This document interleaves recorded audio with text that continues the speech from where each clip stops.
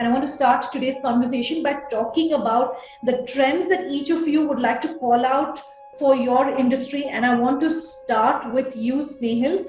The one big trend that you've seen in the dating market post-pandemic that you think is here to stay, that's going to be that big disruptor? I think one trend which we have identified, which we very strongly feel is here to stay, that a lot of action is happening over video, right? Versus offline physical meetings. For example, even this, this panel discussion today is happening over video on Zoom, which if it was a pre-pandemic world, it would have taken some 3 to 5 years for us to reach here, right? So we leapfrogged those 3 to 5 years. Meeting anybody, be it any business proposal, be it any investment pitch, right? Big investment rounds are now closing over Zoom calls, right? So video has become a very integral part of meeting someone. So same thing is happening in the dating world. First dates are happening over Zoom, and what it has resulted in, for example, pre-pandemic, a normal funnel from a woman's perspective on our app used to be that if she's looking at 100 profiles, she would like 10, talk to 5, and for every 32 guys that she would talk to, she would meet offline one. Sure. But now, because that friction of meeting or getting connected with each other has reduced drastically, because first, and it is safe, it is the safest way of meeting somebody for the first time, right? Be it because of Corona or anything else, right? So now they are meeting on the first dates. Out of 32 men that she would talk to, they are going on first dates with 2 or 3 men, right? Because it is easy, it is reduced, very less friction, and it tells a lot about the other person, while talking on video versus just chatting or just speaking on phone. Sure. So that is one trend we very strongly believe is here to stay. So video is a trend that you're calling out, Snehil, that has been, has come about thanks largely to the pandemic, and it's here to stay. Let me come to Arpit. Arpit, 2 or 3 trends that you think have come about due to the pandemic and will definitely, something that is disrupting the industry. Sunanda, thank you for having me, and it's lovely to be part of this panel. And Snehil and Agarwal are very, very smart and excellent entrepreneurs. There are 2-3 things which I'm observing from the market. One is that there is a clear trend of a large number of people experiencing dating and matrimony first on the apps. So whether it's a TrulyMadly or it is an IL or there could be something else, you'll see that a large number of people, sometimes in hundreds of millions, are now experiencing matrimony for the first time using the apps.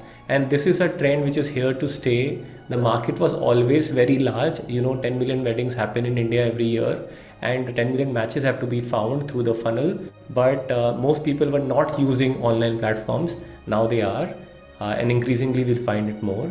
Second is that this trend is not limited to a limited set of audience, tier 1 location or rich people. It is actually all across tier 2, tier 3, tier 4, sometimes even very small towns across India. There are people who are finding matches on apps like IL and TrulyMadly.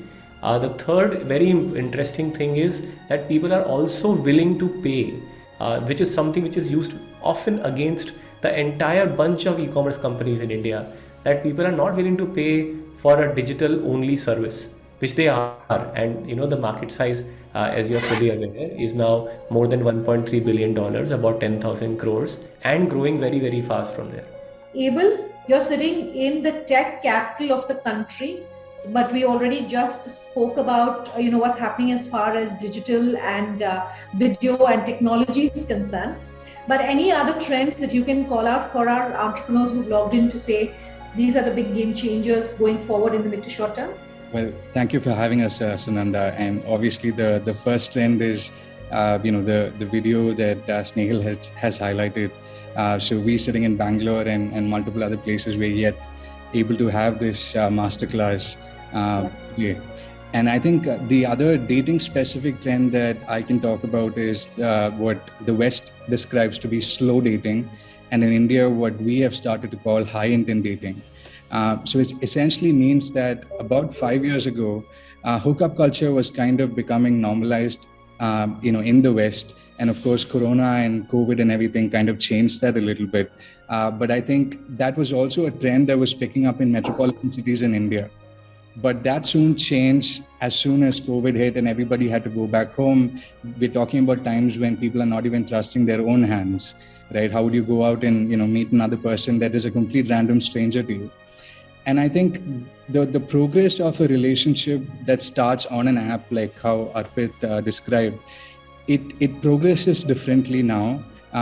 People are not getting onto phone calls immediately. They're actually getting on Instagram, that is kind of like based to exchanging memes, building that romance and that emotional connect, and trying to get to see what everybody's personalities are like, and then taking a decision as to, hey, you know what, this could either be a friend or a partner. And so I think that's one of the other things that we're discovering, that dating apps are also used as social networking apps, not just for finding love, but also finding a platonic friendship. And I think the other trend that I can probably talk about is what's happening in tier 2 and tier 3.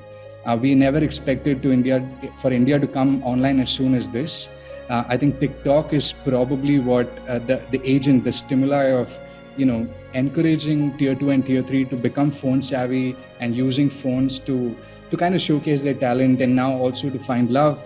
And believe it or not, tier 2 and tier 3 are also starting to pay for software, which is something that we never expected. So yeah, these are some of the trends that we are super excited about.